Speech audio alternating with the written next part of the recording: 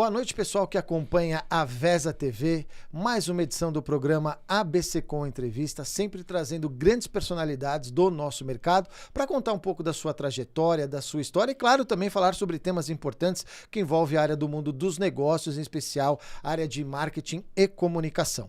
Bom, hoje eu tenho um convidado especial, ele tem muita história para contar, porque ele já foi agência, posso dizer até que já foi cliente, agora tem um novo modelo de negócio, será que a gente pode chamar assim? Que não é nem necessariamente uma agência, uma consultoria, mas você vai entender muito sobre isso. Mas tem uma longa trajetória na área de marketing e comunicação e eu pude acompanhar parte dessa trajetória e por isso que eu fiz questão de trazer o meu amigo Maicon Tunelli. Tudo bom, Maicon? Fala, Bona, tudo bem? Tudo ótimo. Obrigado pelo convite de última hora aí, né? Mas você me convida, eu venho. Não tem jeito. Assim, né?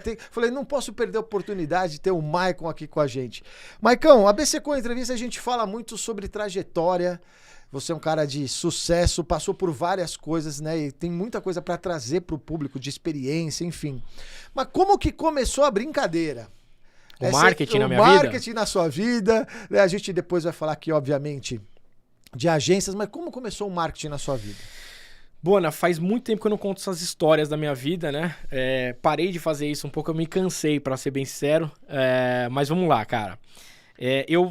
A minha primeira formação, ou tentativa de formação, é engenharia, sabia disso? Sabia não, cara. Pois eu fui até onde deu. Exatas? Exatamente. Mas cara, chegou a fazer engenharia, não? Fiz até o terceiro ano. Peguei o diploma de tecnólogo só pra falar que eu tinha alguma coisa. E aí depois eu já fui pro marketing. E a história é curiosa, porque na verdade, eu fiz o vestibular para marketing, né, para comunicação social na época, e eu acabei passando também na engenharia, que era algo que eu não achei que eu fosse passar. E aí fiquei na dúvida, falei, poxa, eu acho que a engenharia vai me agregar mais, vai me abrir mais portas. E acabei entrando na engenharia, e pouco tempo depois, também por conta da empresa que eu estava trabalhando, eu já não via mais tanto sentido em fazer engenharia, já comecei a perceber que aquilo não era exatamente o que eu queria. Mas também tem aquela questão do orgulho, querer provar alguma coisa para os meus pais na época, né? Inclusive eles que me ajudavam a pagar a faculdade, então eu tinha esse compromisso na minha cabeça.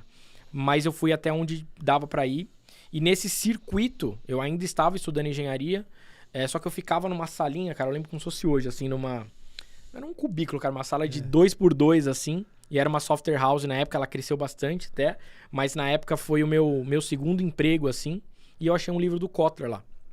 Eu não tinha muito o que fazer. Comecei a ler aquilo. Vamos dar essa piada no Dr. Kotler. Cara, foi exatamente assim. Comecei a ler aquilo e foi muito louco. Eu sentia que não só tinha muito ali pra receber daquele livro, mas também tinha muito de ver que existia alguém compartilhando alguns dos sentimentos que eu tava vivenciando ali naquele período na empresa, né? E aí eu me encantei e falei, pô, vou largar a faculdade assim que der e vou fazer esse tal do marketing aí. Então, foi a minha descoberta do Kotler, né, que eu brinco que foi o meu pai nesse sentido, foi assim, foi totalmente despretensiosa. Uma software house, sozinho numa sala, puxei um livro, era a tal da administração do marketing. E aí começou. Aí começou. Bom, aí vamos falar um pouco do empreender, que você foi empreendedor muito cedo, né? Principalmente, voltando aí, vou nem falar ainda de Insane, vou falar a época de Always ainda. Você começou com uma agência praticamente ali em São Caetano, né? Foi a gente, na época, eu era tão desconectado do mercado, e eu não sei se era talvez por uma falta de interesse da nossa parte, mas acho que era muito por falta de maturidade mesmo, né? A gente não sabia que existia um mundo chamado agência, pelo menos quando a gente começou ali a brincadeira da agência Always CFM, né? Então eu tinha um interesse de começar um negócio, porque eu via que eu tinha já ido onde dava para ir naquela empresa, né? Já reportava direto pro dono, então não via mais tanta perspectiva. O próprio dono reconheceu isso na época, né?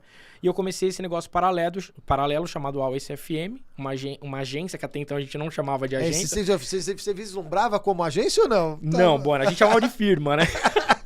Usava gravatinha, assim. Então, como a gente era muito novo, eu era o mais velho dos três, né? Isso com quantos anos? De 20 para 21. De 20 para 21, foi bem precoce mesmo, assim, a minha jornada na antiga empresa. E aí, falei, vou tocar esse negócio. E começou em paralelo, aquela jornada tripla, né? Porque eu trabalhava, estudava e à noite a gente cuidava da organização dessa empresa que estava nascendo. E na nossa cabeça era uma empresa, na época, que queria ajudar outras empresas a fazerem planejamento de comunicação, planejamento de marketing. Era isso que a gente entendia que seria o nosso negócio na época. E começou assim, de eu ir na empresa para vender software e sentir que existia uma necessidade muito mais latente do que o cara fazer uma migração de sistema, que era realmente como a empresa deveria se posicionar, se ela tinha ou não um planejamento de marketing para melhorar a questão da imagem da empresa, das vendas também na época. Então, eu falei, putz, tem um mercado aqui que existe uma oportunidade. Na minha cabeça, os pequenos, né? A gente nasceu muito focado no pequeno. E foi assim, cara, de forma despretensiosa mesmo. Vamos ver o que vai dar.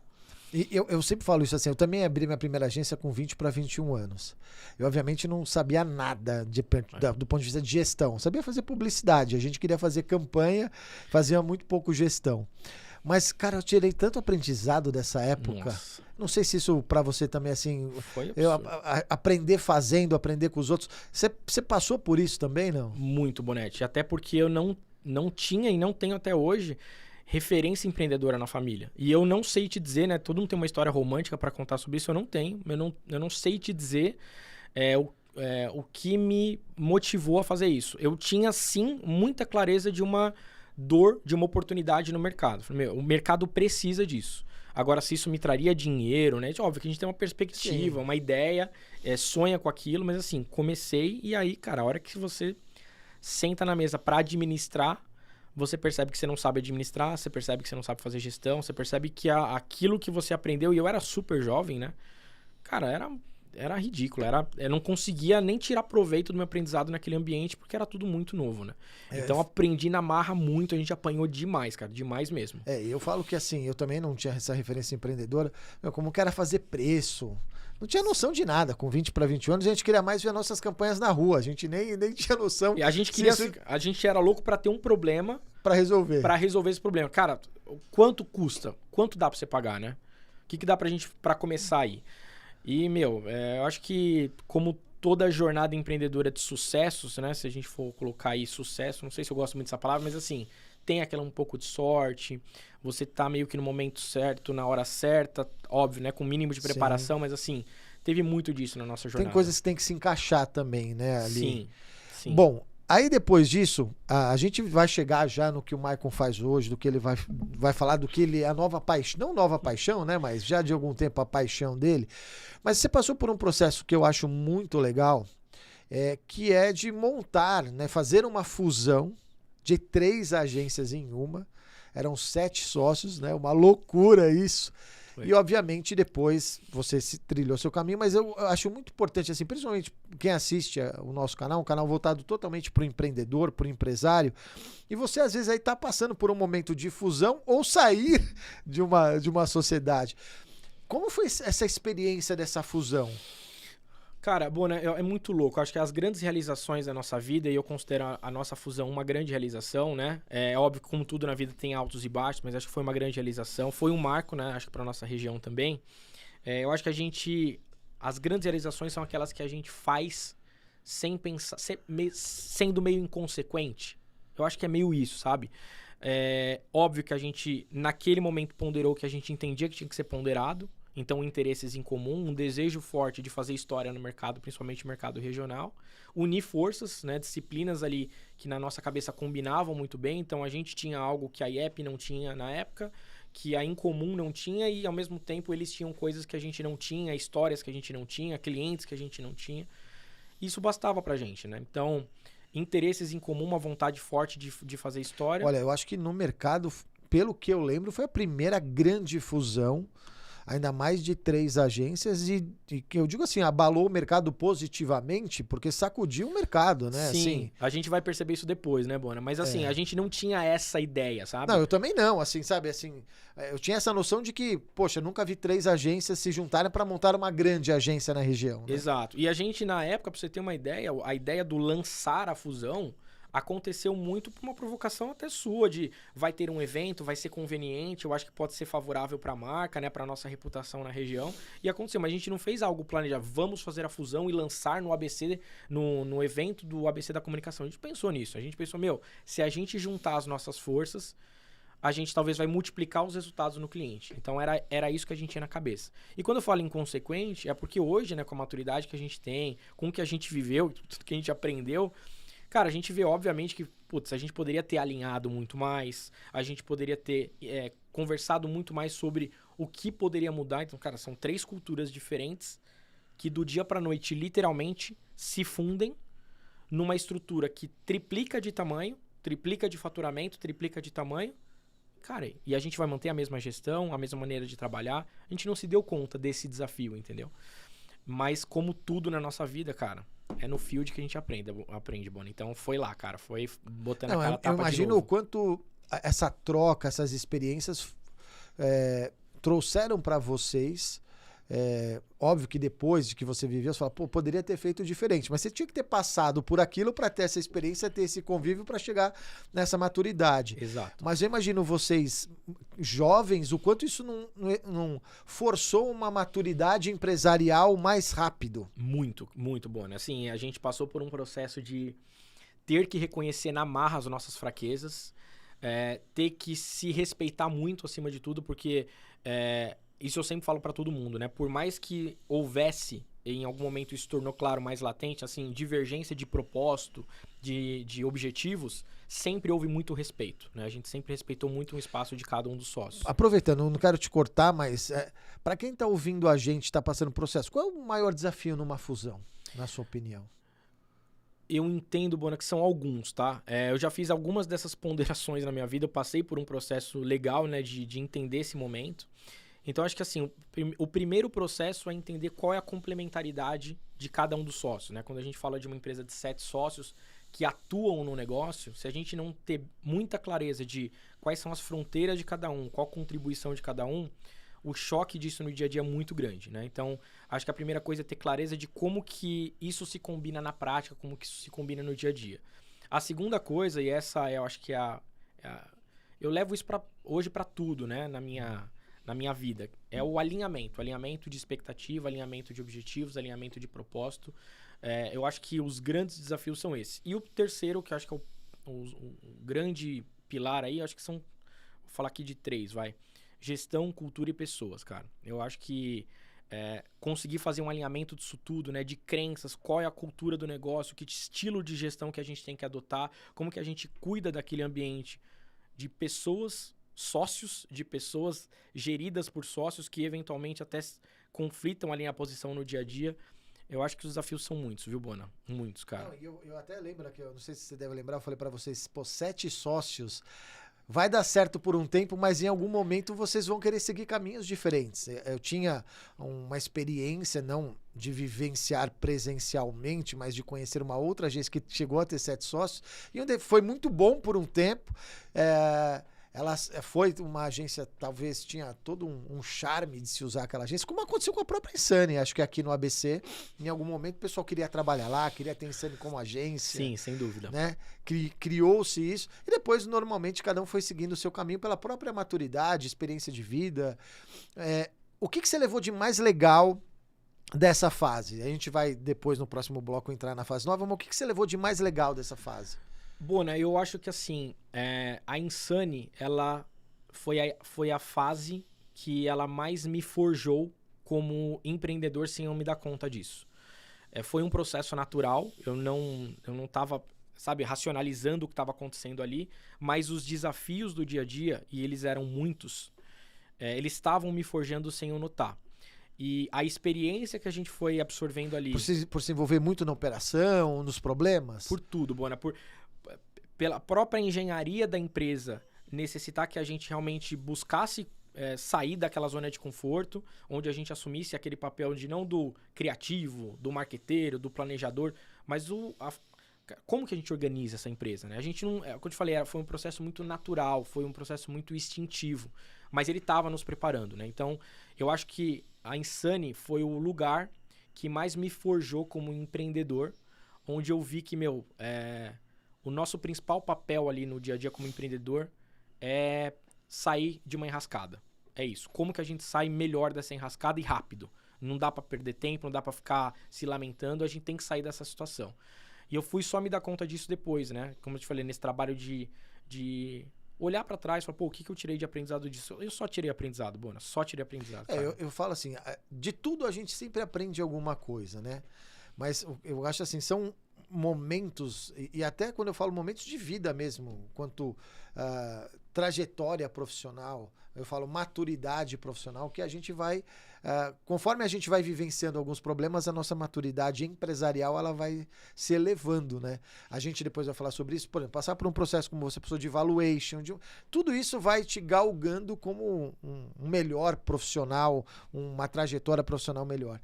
Ainda falando sobre isso, um gancho para a gente falar disso no próximo bloco, como você vê o momento do marketing da comunicação hoje? Ai, boa, né? Eu não sei se é clichê falar disso. Eu entendo que, assim, marketing... A gente está com crise de identidade? Por tanta coisa do digital, das tecnologias. Está dando uma crise de identidade, até no próprio cliente, no próprio anunciante? Bom, eu reflito muito sobre isso, de verdade, assim, porque, querendo ou não, né, hoje, embora a minha principal função não seja essa, o marketing ainda é o que corre nas minhas vezes. Eu falo que se eu aprendi alguma coisa na minha vida foi ser marqueteiro, né? Então isso está sempre comigo.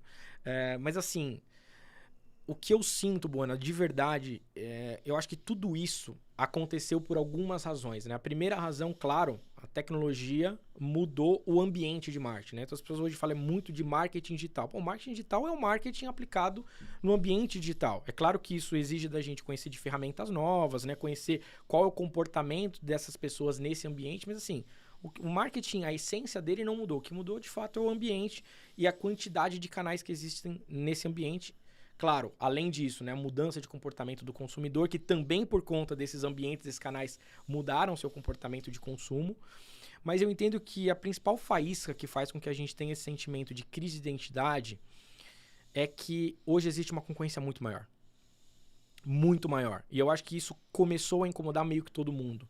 Até porque quando vem uma concorrência nova, normalmente ela vem com muito mais disponibilidade de fazer aquilo que você está fazendo cobrando mais caro, né? E óbvio, a gente está falando aqui de níveis que eventualmente são diferentes, mas assim, a proposta é a mesma. Eu estou prometendo basicamente a mesma coisa, aumentar leads, melhorar o seu posicionamento, né? Aumentar o valor da sua marca. Tem uma empresa cobrando 2 mil para fazer isso e uma empresa cobrando 1 milhão para fazer isso, né? Como que eu diferencio isso? Então, acho que como todo o mercado, quando a gente tem um aumento grande, e isso existiu claramente no mercado da comunicação, de concorrência, faz com que todo mundo se incomode muito, né? Então, né, o taxista passou por isso. Mas como assim o Uber chega agora e já quer roubar meu espaço, quer mudar a regra e ainda exigir que eu mude a minha regra também, né? Então, eu entendo que, sim, o mercado está passando por uma ebulição. Eu acho que, como todo mercado, isso vai se acomodar com o tempo. A gente vai entender que esse movimento é normal. E sim, eu acho que como todo mercado precisa evoluir com tudo que evolui junto, né? Então, sim, eu não sei se a palavra seria crise de identidade, mas uma crise acontece. Eu acho que pelo menos assim, fez muita gente que estava na zona de conforto se movimentar. Totalmente, cara. Né? Ou ter que olhar para outras coisas que talvez ela demorasse um pouco mais para olhar. A própria pandemia fez isso com o digital, enfim. Mas acho que tiraram algumas empresas da sua zona de conforto, né? Ou pelo menos cutucaram essas empresas para que ela começasse a olhar não só para o digital, para o e-commerce, mas enfim, para as outras mídias, até porque hoje está tudo muito mais veloz, né? Está tudo muito rápido. Exatamente, né? Perfeita colocação. Por exemplo, na minha época, eu lembro quando eu comecei a entender esse mundo de agência, né? Ter os meus primeiros contatos lá com a agência Fábrica, que eu até te contei essa história. Eu vi uma história que assim, o mercado estendia o tapete vermelho porque hoje era o dia da visita da agência que iria apresentar a Big Idea e o conceito criativo da campanha. Bom, eu não vivi isso. Ou seja, eu já estava vivendo uma outra época da comunicação, ou talvez a transformação que viria a se concretizar com mais intensidade no futuro. Então, acho que cada um vive uma realidade. A gente está vivendo uma outra hoje, né? Que é esse altíssimo volume de empresas que nascem, a barreira de entrada é baixíssima, e que, fazendo bem ou mal, prometem a mesma coisa. Então, acho que todo mundo no seu devido momento ali no mercado vai passar pelo seu próprio desafio, né? Tenho certeza que, talvez para mim, foi menos difícil se enxergar nessas mudanças do que para uma agência gigantesca, cheia de reputação, cheia de história, que teria que perder o a comissão de mídia, mudar... A gente teve lá no meeting, né, o Edu Simão falando sobre isso, né? De ter essa velocidade da startup, da pequena, para se modificar, para se reinventar. Mas, enfim, tem muita coisa pra gente falar. A gente tá chegando no nosso primeiro intervalo. Na volta, o Michael vai falar um pouquinho sobre um tal de growth que entrou na vida dele, o que é isso e como você pode utilizar. A gente volta já.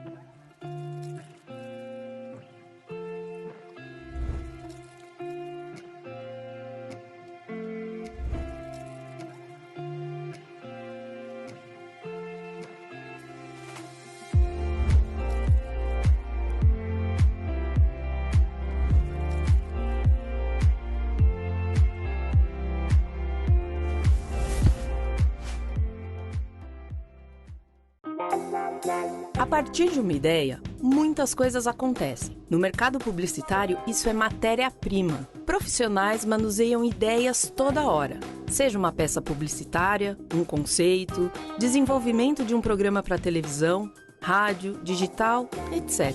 Porém, essa ideia pode ser compartilhada, utilizada por outra pessoa sem o seu conhecimento, às vezes de forma imediata ou até no decorrer do tempo.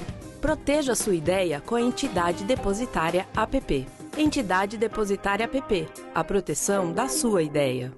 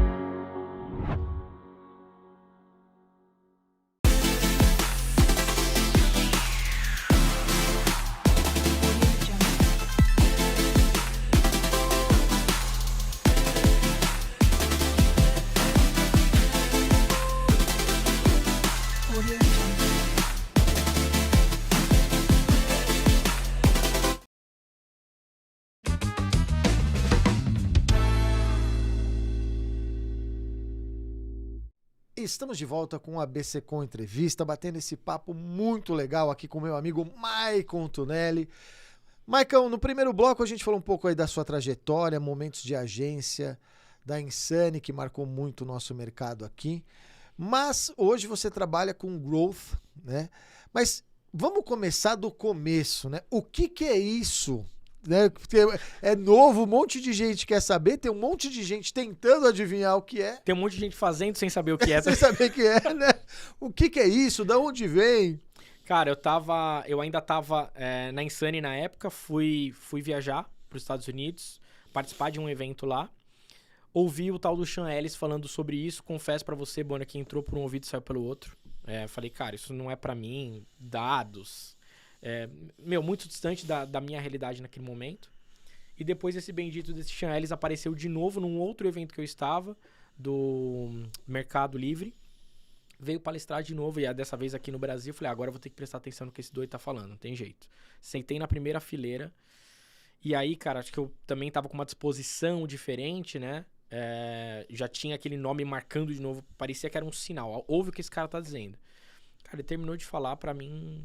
Tipo, foi assim, é isso que eu quero fazer na minha vida. Eu queria, na época, Bona, pra você entender, eu queria me conectar mais com o resultado fim que eu poderia levar para esses negócios, né, pros nossos clientes. E aí, faço meia culpa, né, levei isso pros meus sócios na época com muita euforia, mas também sem entender muito bem como explicar, né, falei que eu tinha me conectado ali com o conhecimento X, que eu entendia que poderia ser o futuro do nosso negócio, que a gente poderia plugar com uma nova disciplina, né, um novo tipo de solução. E foi que, ninguém conseguiu entender de direito o que era aquilo. Chegamos no alinhamento de que não era o momento de fazer um investimento para esse tipo de coisa. E eu acabei começando esse negócio sozinho, né? E de verdade, assim, Bona, sem entender muito bem realmente como que seria aquilo no Brasil, né? Na época não tinha nenhuma referência, vinha conhecer as pessoas depois muito adiante, acho que já no segundo ano de empresa. E a ideia do Growth, né? O que trouxe a ressonância assim, positiva na minha cabeça? De que era uma metodologia que utilizava-se de ciência para fazer avaliações e ponderações, majoritariamente colocando o dado como protagonista ali das decisões. Então, eu precisaria ter algum tipo de conhecimento, afinidade com os dados que a empresa gera. E esses dados me trariam insight para tomar decisões, e aí, naquele momento, inclinada muito ao marketing, né? Então, o que o dado me ensina para que eu possa transformar em campanha, ação, iniciativa, estratégia, e que essa estratégia possa trazer uma predominância maior ao resultado.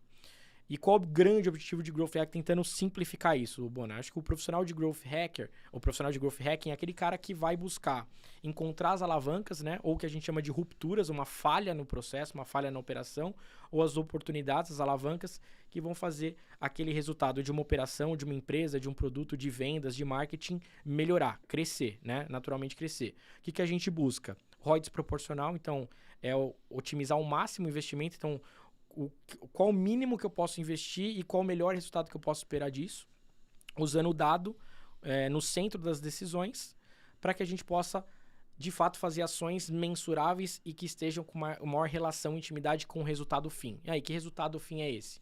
É o resultado de crescimento, mais venda, mais base de cliente e por aí vai. Então, seria mais... A gente poderia resumir para quem está em casa que é uma metodologia baseada em dados para tomar essas decisões, que podem ser de marketing, de produto, de vendas, mas baseado em dados. O dado, ele é o que alimenta as minhas decisões. Então, o que é muito legal, porque você não está tomando nenhuma decisão no achismo. Né? Exatamente. Né? Então, o que ele tira, por exemplo, de uma rotina de comunicação? Ele tira a necessidade de você passar um mês elaborando uma campanha da sua própria cabeça para você aprovar sem saber se aquilo de fato vai ter resultado. Então, aqui a gente olha para o passado, tenta entender o que funcionou no passado, claro que eu preciso ter métrica para isso. A partir do momento que eu entendo o que pode ter funcionado, eu elaboro experimentos em cima disso, construo uma série deles, coloco para rodar e aquilo que pareceu ter maior propensão ao resultado, trouxe um KPI mais interessante, é ali que eu vou colocar mais energia, porque a probabilidade daquilo ser mais eficiente é maior. Bom, vamos começar até falando aqui para o empreendedor. O ponto mais difícil é encontrar os dados? Não é o ponto mais difícil, Bona. Ou eu diria assim, algumas empresas não têm os dados tão claros. Vamos lá, né? Ter o dado nunca é a parte mais difícil. Agora, ter a cultura para que o dado exista, essa sim é uma parte difícil. Então, quando a gente entra numa empresa, você entende que aquela empresa ela teve a oportunidade de ter o dado, ou ela tem o dado, mas ela não tem maturidade, ela não tem interesse, ela não tem disponibilidade de olhar para esse dado com carinho, a ponto de falar assim, não, ele é o que vai guiar provavelmente a minha melhor decisão. Então, ou há uma negligência com o dado, ou não há cultura para que o dado exista. E aí, bom, é aquilo, né? Vira para onde o vento está indo, o que me parece mais interessante. Eu uso muito da minha sensibilidade, que no começo do negócio é importante, né? E uma coisa que você falou que é importante, que às vezes os dados estão ali e a empresa não está nem olhando para eles, mas eles estão lá. Né? É muito comum a gente, num processo, né, que a gente faz de investigação no início do nosso trabalho, perguntar sobre o dado, né? E tem uma resposta muito comum Maicon, esse dado existe. Né? Ele está em algum lugar aí, mas a gente tem esse dado. Ou seja, fica evidente que não tem ninguém olhando para aquele dado, embora ele exista. Então, aquilo que a gente está negligenciando algo muito importante que poderia ser utilizado para alavancar alguma coisa aí. Claro, tem que ser investigado para ver se há de fato oportunidade. Mas quase sempre o dado mostra alguma coisa importante para a gente, encurtar caminho. Quando a gente fala disso, a gente está falando que isso serve para qualquer tipo de empresa, eu digo qualquer tipo de tamanho e multissetorial de qualquer setor, ou ele tem uma afinidade a mais? Porque às vezes a gente está falando aqui também das grandes empresas, mas também das pequenas e médias, né, que podem crescer em virtude disso. Não dá para negar que a afinidade nativa do Growth tem uma tendência em empresas digitais, né, onde existe uma natureza de serviço no território digital e, portanto, o dado quase que existe naturalmente, automaticamente, né? Então, uma plataforma SaaS, ela já está sendo alimentada por dados sem fazer grande esforço. Uma empresa mais tradicional, ela pode ter o dado, mas ela vai ter um empenho e às vezes até um adereço de uma tecnologia a mais para você reter aquele dado. Por exemplo, eu quero entender como foram as ligações dos nossos vendedores para ver qual é o pitch, qual é o roteiro, o script mais funcional, ou até mesmo qual é o vendedor que tem ali algum elemento que a gente não sabe qual é, que funciona melhor numa call. Pô, se essa call não tem um registro de como foi a ligação, a gente não consegue analisar esse dado. Então, existe ali um empenho maior para empresas tradicionais. Mas assim, Bona, a gente já validou de que a aderência, principalmente do conceito, da filosofia, da metodologia de growth, é gigantesca. Não vou falar aqui para 100% das empresas, porque deve existir uma ou outra ali que não vai ter tanta afinidade, mas se a empresa tem o objetivo de crescer e ela tem condições de ter o dado em algum momento, certamente vai ser aderente, certamente vai funcionar. E por incrível que pareça, funciona até melhor para empresas pequenas, por incrível que pareça. Por quê? Porque uma empresa que já atingiu um nível de maturidade muito grande, é muito estruturada, muito maior, de forma...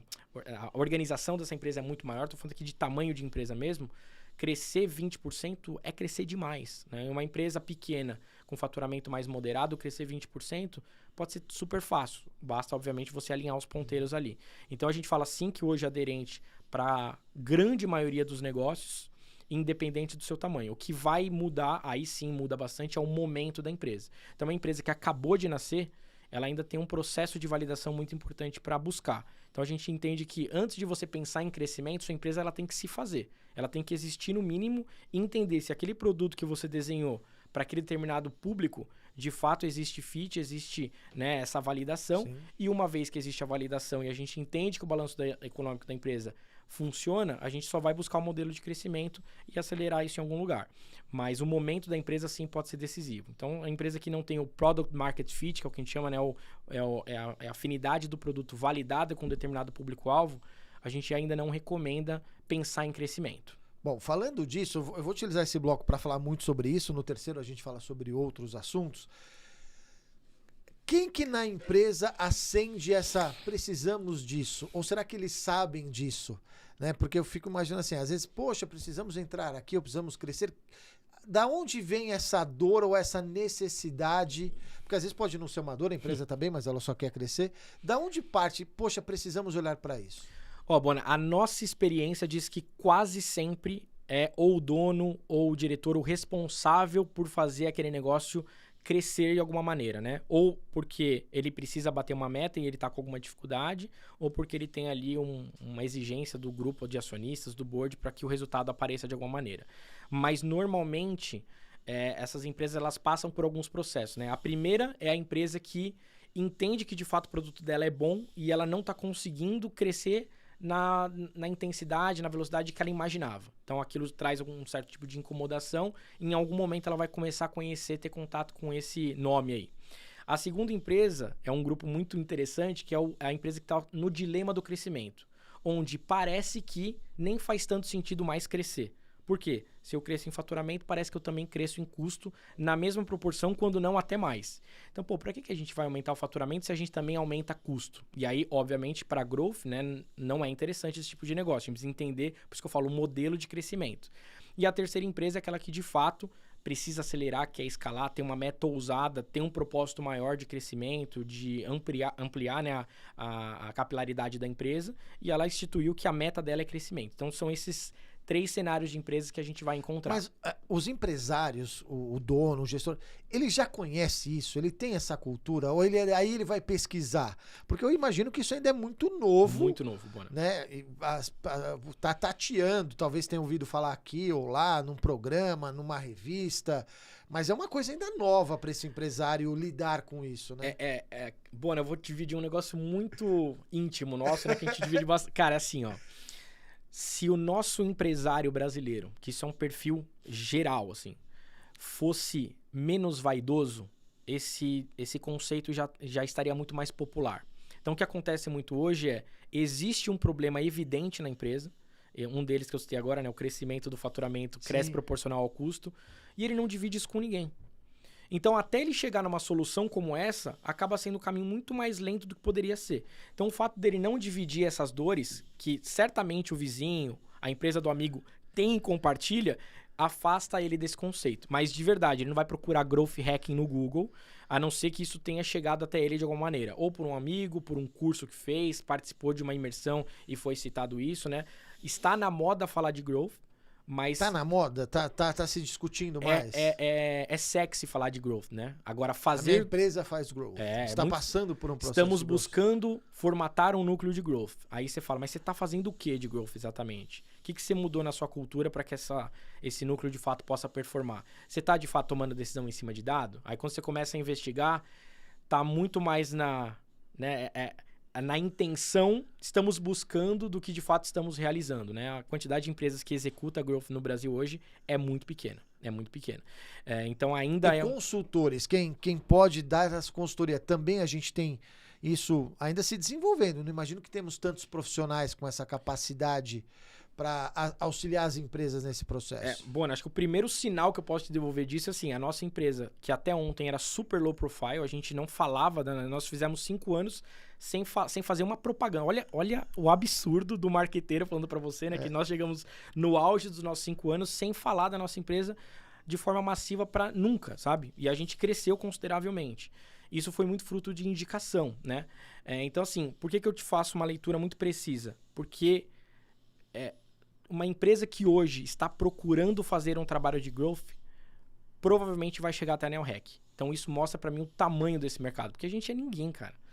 Então se uma empresa está chegando até a gente é porque de fato falta solução, falta oferta em cima dessa solução. E por isso que talvez a gente tenha conseguido crescer consideravelmente nesses últimos anos também. Eu até falo em termos de capacitação, né? Porque você tem que aprender também sobre isso, né? Não é do dia para noite virei um growth hacker, né?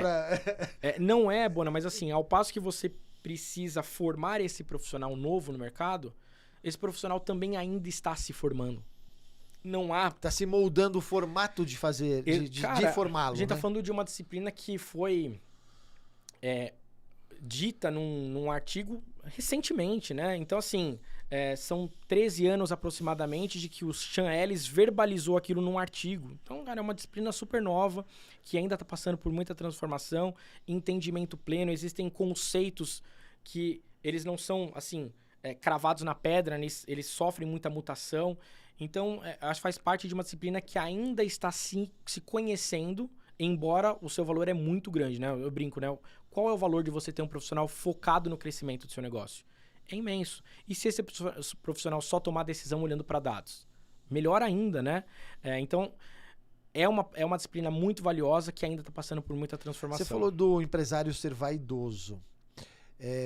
Obviamente, você falou de trabalhar com dados. Uhum. E... obviamente a empresa tem que te passar os dados e os dados reais, verdadeiros, para que você possa dar a solução correta.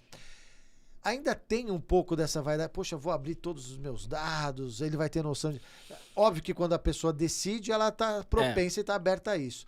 Mas tem um pouco isso, dessa preocupação de se expor ou expor totalmente o que de fato está acontecendo com a empresa? Eu vou te responder, acho que de uma maneira que o público vai se identificar mais. No nosso caso, não, porque de fato existe já uma predisposição, é dificilmente de bater na porta de alguém e falar, escuta aqui, você quer fazer growth aí? Não. Normalmente as empresas chegam até nós, facilita muito a nossa entrada e o trabalho também. Mas uma coisa que eu percebo demais, Bona, é quando você pergunta para o diretor de marketing e esse cara não conhece o faturamento da empresa, não conhece o EBITDA da empresa, não conhece a margem da empresa, não sabe qual produto que tem a maior lucratividade. Isso é do financeiro. Cara, infelizmente eu não tenho essa informação. Ele mesmo fala infelizmente isso, né? Eu não tenho essa informação. O que é muito louco, porque o marketing não trabalhar com esses números, com esses dados, é muito louco isso para mim, né? Exato. Então, assim, por isso que eu falo, Bona, infelizmente a gente ainda tem um marketing muito conectado à comunicação e pouco conectado ao negócio, né? Que é o marketing, na verdade, é o Kotler, isso, né? É o Kotler, isso, um pouco de Drucker ali. A gente não tem mais isso quer dizer, até tem, né? Mas a gente tem pouco. Então, é um marketing que ele está muito mais conectado com a comunicação, com o visual, né? Do que necessariamente com essa parte core da empresa. Com, puxa, o que a gente precisa mudar no nosso produto? O que faz sentido a gente estudar de mercado, né? Que pesquisas que são relevantes para a gente tomar uma decisão de negócio. Então, essa é uma característica muito comum que me traz uma certa estranheza, sabe? Então, ao mesmo tempo que a empresa não passa informação, esse profissional também não se vê no direito, não se vê tão à vontade de perguntar algo que é decisivo. Que seria normal, né? Ele teria que ter normalmente isso, quase que automaticamente. Exatamente. Isso, né? Acompanhar isso, né? Bom, a gente está chegando ao final do nosso segundo bloco, vamos para o nosso último intervalo. E na volta eu vou perguntar para o Maicon o que isso pode impactar, por exemplo, nos negócios das agências de comunicação. A gente volta já.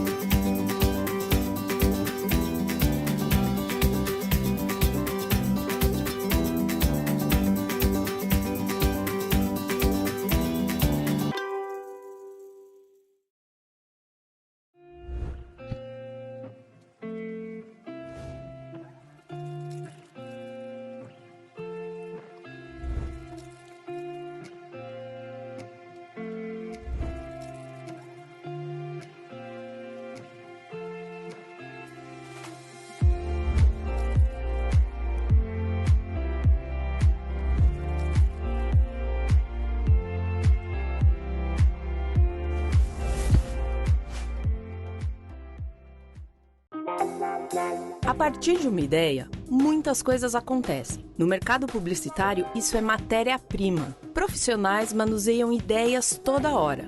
Seja uma peça publicitária, um conceito, desenvolvimento de um programa para televisão, rádio, digital, etc. Porém, essa ideia pode ser compartilhada, utilizada por outra pessoa sem o seu conhecimento, às vezes de forma imediata ou até no decorrer do tempo. Proteja sua ideia com a Entidade Depositária APP. Entidade Depositária APP. A proteção da sua ideia.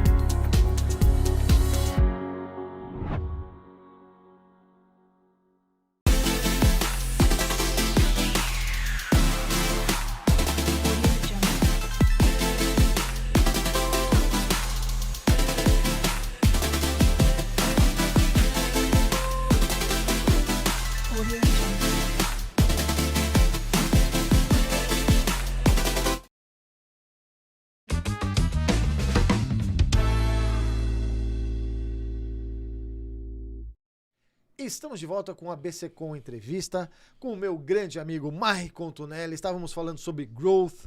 Maicon, a gente viu que isso impacta e vai impactar as empresas, e acho que talvez em algum momento todas elas vão passar por um processo como esse, se quiserem o crescimento. Mas o que isso pode impactar o negócio das agências de comunicação? Você que vivenciou vamos chamar assim, esses dois lados, você acha que isso vai ter que fazer parte da cultura da agência ou pode ser até uma oportunidade para as agências? Vejo muito como oportunidade, Bona.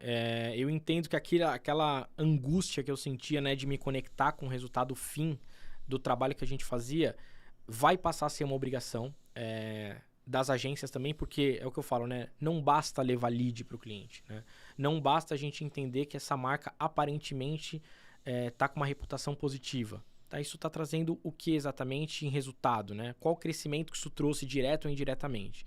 Então, eu entendo que se conectar com o resultado fim do cliente vai ser um passo importante se a sua agência não quiser continuar entregando meio e, inclusive, ser quase que valorizada por isso, né? É muito ruim você entender que para aumentar o FII, você precisa aumentar o trabalho, a carga do trabalho tem que aumentar também. Então, se o cliente não tiver mais demanda, eu não consigo nunca aumentar o FII.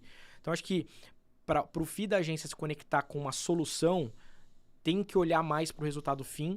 E eu entendo hoje que há uma grande oportunidade para as agências, porque esse profissional que é formado no ambiente de agência, ele tem um repertório muito bom.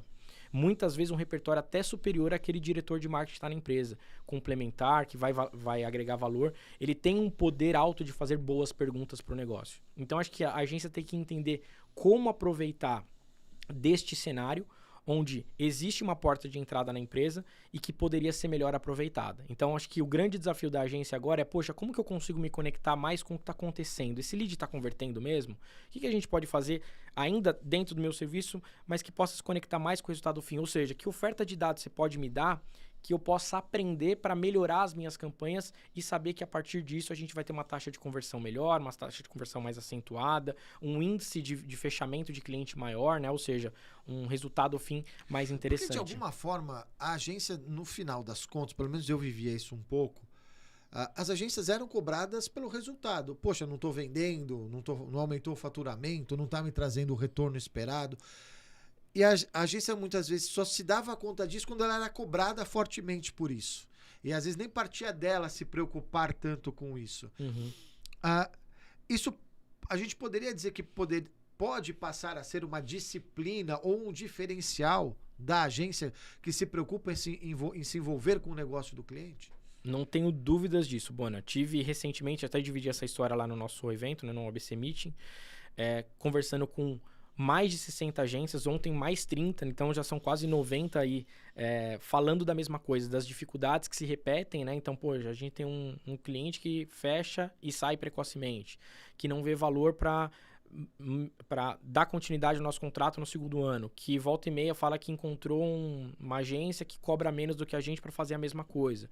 Então, esse desalinhamento, expectativa, está muito pautada pelo que a agência está entregando no fim. Então, existe uma dificuldade no cliente, ou um desejo de crescer mais, de melhorar os indicadores, e existe também um desejo da agência de conseguir fazer parte desse resultado.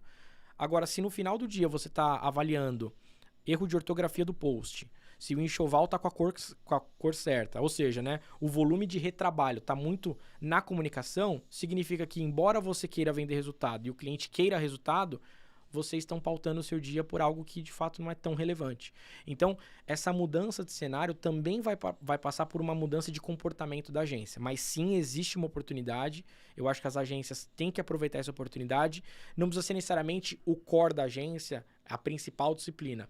Mas eu entendo que se apoiar a metodologia, se apoiar aos conceitos, pode ser um divisor de águas gigantesco nas agências. Eu falo por conta própria, Bona. A gente saiu de uma média de FII ali que flutuava na casa de 8, né, na minha antiga agência, para um negócio hoje que tem uma média de FII acima de 40k. Então, isso para nós é muito relevante quando a gente não ganha participação pelos resultados das empresas. Então, eu acho que esse salto é muito por conta do que a gente consegue justificar de resultado do nosso trabalho, que está totalmente... Você está demonstrando isso, né? Fica fácil para você também mostrar o seu trabalho. O cliente sabe exatamente que aquela iniciativa trouxe este resultado. Então, ele consegue entender muito mais o valor dessa parceria. E é por isso que eu vejo uma grande oportunidade para as agências. Quando a gente fala disso, você até comentou um termo novo.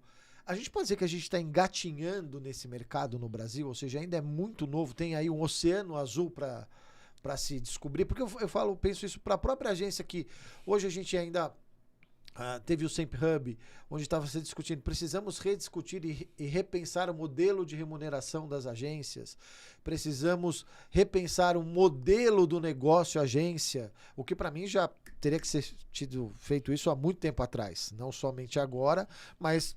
Que bom que chegou o momento, né, de se discutir isso.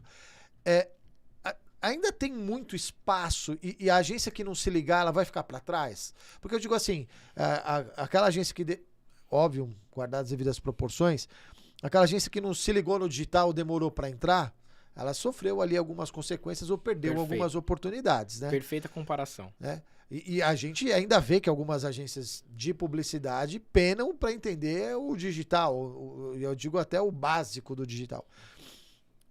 Você acredita isso que pode ser também com o Growth, fazendo essa analogia?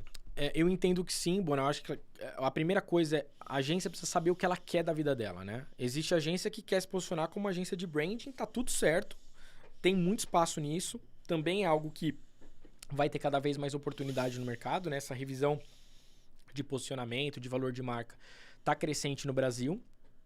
Agora, se a agência de fato quiser ter uma relação mais duradoura com o cliente, ter um FII mais relevante, conseguir agregar valor, ter melhores margens na agência, eu acho difícil ela escapar dessa tal coisa chamada growth hacking que, sem sombra de dúvidas, está engatinhando. É como eu te falei, cara, um percentual irrisório de empresas que executam isso da maneira que se pede no dia a dia. Então, existe uma janela de oportunidade gigantesca nesse mercado. Quando a gente fala disso, voltando para a questão da empresa, que a gente falou parte ali necessariamente às vezes do dono ou de alguém, também começar a enxergar, e obviamente vai ter o papel da agência nisso, de enxergar que a agência entregue isso, que ela faça isso. Porque muitas vezes se olha a agência de um modo que talvez ela tenha que se mostrar que ela não é. Não é? Cara, Bona, assim, esse é um exemplo incrível. Eu até escrevi um artigo sobre isso, né? Que eventualmente fazer mudanças também passam por mudar o que o seu negócio é, né? E às vezes o nome agência já traz esse preconceito de que existe uma barreira. Cara, desculpa, você não precisa saber quanto eu faturo. Desculpa. Por que você tá me perguntando isso? Entrega o site, sabe? Por quê? Porque talvez esse seja o estereótipo que foi construído em volta do nome agência. Eu senti isso, né? Eu senti a necessidade de não ter o nome agência porque eu vi a quantidade de preconceito, de pré-definições e até de uma forma ruim do cliente olhar a agência, né? Putz, hoje a gente entra no cliente, acho que a cada 10, 9,5 tem um problema grave com a agência, não gosta da agência, fala que é um mal necessário, que não vê a hora de trocar. Enfim, então é um problema de mercado. Então a gente sentiu a necessidade de mudar. E sobre oportunidade, Bona, antes até de eu esquecer de falar algo legal aqui de compartilhar, nós nascemos focados em growth hacking e hoje, vou te dizer que 60% do nosso faturamento é em cima de uma solução que a gente chama de gestão de crescimento. E o porquê que aconteceu isso? Porque quando a gente entrava numa empresa e começava a executar o trabalho de growth, a empresa via tanto valor naquilo que ela chamava a gente e falava assim, pessoal, vocês conseguem ajudar a gente a incorporar isso para toda a companhia? Ou pior, Michael, eu entendi tanto o valor no que você está me falando que faz aqui, que eu queria que você me ajudasse a dar alguns passos antes e me organizar para esse negócio funcionar melhor. Porque eu sei que se a gente não se organizar para isso, a gente não vai te ofertar. É um ponto importante, a empresa tem que estar organizada, preparada para isso. Ela tem que estar minimamente organizada, Bona. Ela tem que estar com disposição, né? Porque a vontade muitas vezes supera até a organização, os recursos, mas ela tem que estar minimamente organizada. Ela tem que estar minimamente com o desejo de fazer mudanças mínimas na sua estrutura, no seu ambiente, para que aquela oferta de dados aconteça, para que aquele ambiente seja favorável ao experimento. Então, é muito bonito falar, faz experimento aí. Mas não esquece, tá indo dinheiro nisso. É óbvio que a gente vai trabalhar o quanto de dinheiro vai ser jogado fora, mas 50% dos experimentos, em média, vão dar errado. Então, se você não tiver uma política onde você permite o erro e entende que de cada erro você vai ter um aprendizado e que você vai minimizando esses erros com o tempo em busca dessa tal alavanca de crescimento, você não está construindo um ambiente favorável, né? E me parece que, assim, não é uma coisa estanque, é uma coisa contínua, né? Totalmente perene, exatamente. Não é fiz, agora parei e não faço mais. Vira quase que uma cultura, uma política da empresa, né? Eu brinco o seguinte, Bona, quando a empresa entende o quanto que growth alimenta para ela de aprendizado e de crescimento, ela quer fazer isso mais. Então, quando você tem o primeiro resultado e escala ele, a primeira pergunta que o cara faz para você, como responsável por growth hacking ou responsável pelo núcleo de growth hacker daquela empresa, o cara fala assim, o que dá para fazer mais aí? Tem como achar outra? Onde mais a gente pode melhorar? Se torna interessante, porque a proposta de trabalho é muito interessante. Se você ouvir a proposta de valor de growth, entender e você não adotar, você tem algum problema aí, né? Então, ou você pode... até porque assim, quando você trabalha com os dados e enxerga, você talvez vai encontrar coisas que você não goste ou você ter que fazer mudanças que você não gostaria de fazer. Por exemplo, vou tirar um produto que é xodó do mercado, mas ele não vende, né? Você vai ter que, talvez, ali ter algum remédio amargo para alguma coisa, né? Exatamente. Às vezes o dado ele vai superar uma decisão que é pautada pelo que você sente, né? E aí, se a gente está falando de uma posição de poder onde você vai confrontar aquela experiência, aquela direção que foi dada com o dado que é totalmente controverso ao que ele está falando, que está apontando para um outro caminho, você vai naturalmente encontrar uma resistência. É ruim você falar, putz, eu estava errado. Me parece que não é bem como eu imaginava. Agora que o dado apareceu, Mas você tem que estar aberto para isso, né? é isso que eu falo. Essa disposição para a mágica acontecer, ela passa por cultura, ela passa por pessoas e ela passa majoritariamente por gestão. Sempre, Bona, sempre. É. Bom, a gente está chegando basicamente aqui ao final deste nosso programa. Maicão, para a gente terminar, temos aí poucos minutos.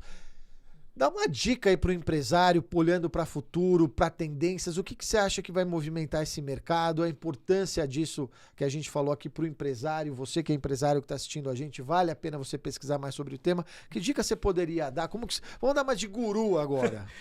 Bona, eu talvez vou até desapontar a audiência e até você. Não vou falar nada de tecnologia. Cara, com o tempo a gente foi aprendendo que quanto mais simples você é e mais focado você é, mais resultado você tem. Isso em tudo. Então, mas eu acho isso ótimo, essa dica. Eu nem esperava a tecnologia. Eu gosto dessas dicas que são mais práticas ali do dia a dia. E totalmente atingível, aplicáveis. aplicável, né, aderente a qualquer negócio. Então, assim, esquece a automação, a super plataforma, né? Primeiro viabiliza que aquilo que você está fazendo de fato traz resultado. E garante que o básico está sendo bem feito.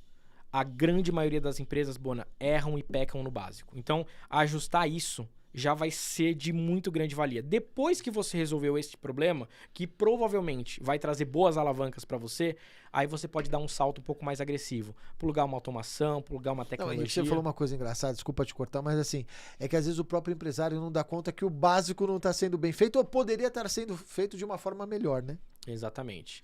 Então, posso citar alguns básicos aqui que são mal feitos, Bona? Falta de direção no negócio. Você está dando a direção certa para o negócio? Você já admitiu que talvez você não tenha condições de dar direção para o negócio e talvez é isso que está fazendo o seu time ficar perdido e aí qualquer resultado serve? Seu time comercial está estruturado? Sua equipe comercial, melhor do que isso, seu departamento comercial está bem estruturado? Às vezes não é o meu time é desqualificado. Às vezes é o meu departamento não foi construído do jeito certo. Não tem processo, não tem estrutura, não tem playbook, não tem nada. Você está negligenciando o marketing? Como que a empresa vai conhecer o seu produto que você está me dizendo que é melhor que o da concorrência se você não sabe quanto de gasto você está tendo em marketing, qual a sua melhor estratégia, qual o seu melhor canal, se está ou não trazendo resultado? Então, está negligenciando o marketing. Gestão. Você entende o balanço econômico do seu negócio? Você entende que para crescer você precisa fazer tal iniciativa e que ela pode implicar em custo e que talvez você precise corrigir este problema antes de pensar em crescer? Pô, melhorar o balanço econômico para você ver de fato vontade, interesse, motivo para crescer. Cultura. Você está investindo na cultura que vai favorecer para que a sua empresa todos os dias seja um pouquinho melhor? Que não é uma grande melhoria em 6 meses. É a pequena melhoria todos os dias, Bona. Eu falo isso pro meu time todo santo dia. Que pequena melhoria a gente está levando pro nosso cliente hoje. E é uma pequena melhoria, às vezes uma melhoria irrisória, mas somando isso num mês, foi um grande salto que a gente trouxe pro cliente. Então acho que as dicas que poderia dar são essas. Muito legal. Bate-bola final. Um livro. O Melhor do Mundo. Um filme. Um filme. Putz. Eu esqueci aquele do Will Smith. A Procura da Felicidade? A Procura da Felicidade. Muito bom, né? Muito bom. O que você gosta de fazer nas horas vagas? Nossa, eu sou um homem cheio de hobbies, cara. Sério? Sério, cara.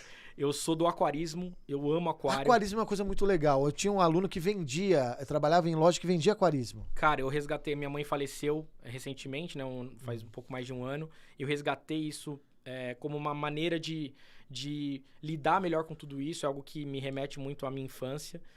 Gosto muito, cara. Jogo tênis, airsoft, sou dos games também. Eu sou um cara cheio de hobbies. Gostaria de fazer mais, mas se eu tivesse que escolher um hoje, talvez o tênis é o mais latente aí pra mim. E pra gente finalizar, um prato de comida. Qual gastronomia você gosta? Isso é fácil, bacalhau. Bacalhau? Uma boa bacalhoada. Então eu já vou, quando marcar um almoço de bacalhau, eu vou chamar você então para uma bacalhoada. Me chame, por favor.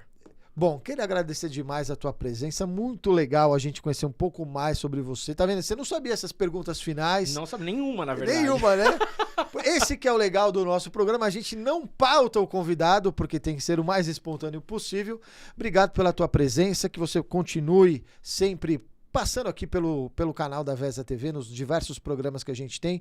Muito bom poder contar com a sua, mas não digo nem amizade, mais do que isso, até porque a gente já foi parceiro, a gente entende muito. O Maicon ajuda também muito os nossos negócios aqui. Muito legal. Obrigado, viu, Maicon? E eu que agradeço o convite de sempre, Bona. Com pauta ou sem pauta, sabe que se me chamar, estamos aí para o que der e vier. Eu acho que a ideia é sempre tentar compartilhar um pouco da nossa história, mas mais do que isso, um pouco de como a gente pode contribuir com aquilo que a gente faz. Então, só de mensagem final, né? Se a sua empresa passa pelo desafio de crescimento, pode ter certeza que ela pode crescer mais. E se eu puder ajudar de alguma maneira, se a nossa empresa puder ajudar de alguma maneira, vai ser um prazer. Bom, obrigado, Maicão. A gente vai se ver mais vezes por aqui. E você que acompanhou mais uma edição do nosso programa ABC Com Entrevista. Semana que vem a gente está de volta com mais um convidado importante falando de outros temas que são importantes para o mundo do seu negócio. Até semana que vem.